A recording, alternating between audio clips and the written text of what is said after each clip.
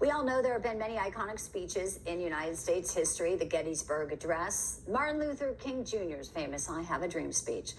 And there was another iconic speech joining that list just last year.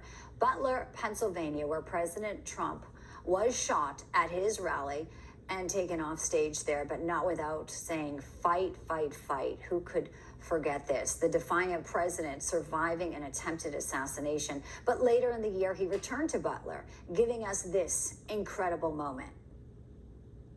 Over the past 8 years, those who want to stop us from achieving this future have slandered me, impeached me, indicted me, tried to throw me off the ballot, and who knows, maybe even tried to kill me.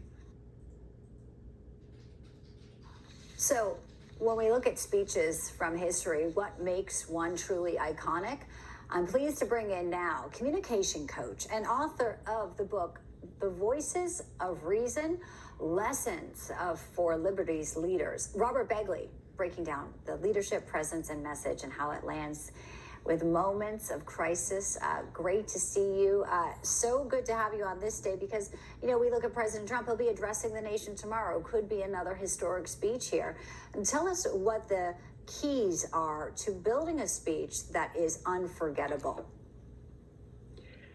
Well, the first thing, Bianca, first of all, thank you for having me. I really enjoy watching you on NewsMax.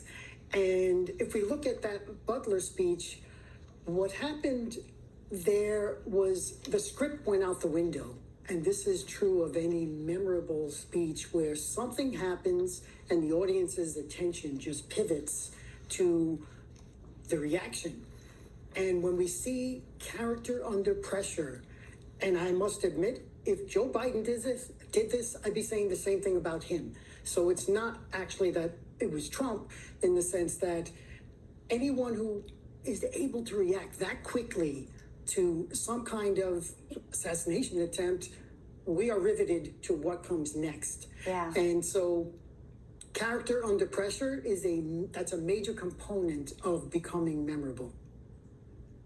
Your book of reasons gives practical step because many people do have to give speeches, whether it be in a boardroom or in a classroom. You know, we have a generation of young people looking at this. Talk to us about the leadership qualities. We're putting one up on the screen here. And this is identify core fears and challenges. Well, we know that fear of public speaking is usually at the top of the list when people disclose their fears. And because speeches, most of them are forgotten by the next day, we need to find ways to combat that.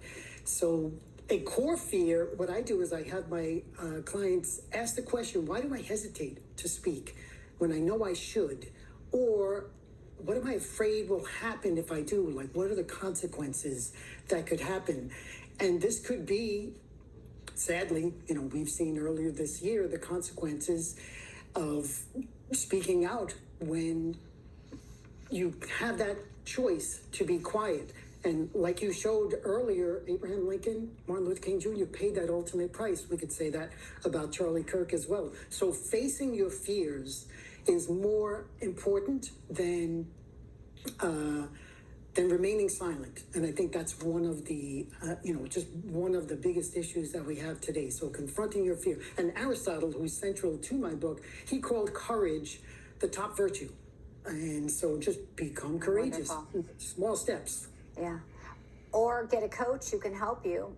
Or start with the book there, yes. Robert Begley, the author of Voices of Reasons, Lessons for Liberty's Leaders. I love it. It's timely and obviously gives people some inspiration for something they may want to tackle in the new year, 2026, to get better speeches and better quality that resonate with those folks.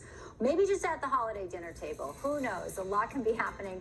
I thank you so much for coming on, and thank you for that nice compliment. We have a wonderful team here at Newsline, sir. Appreciate it. When we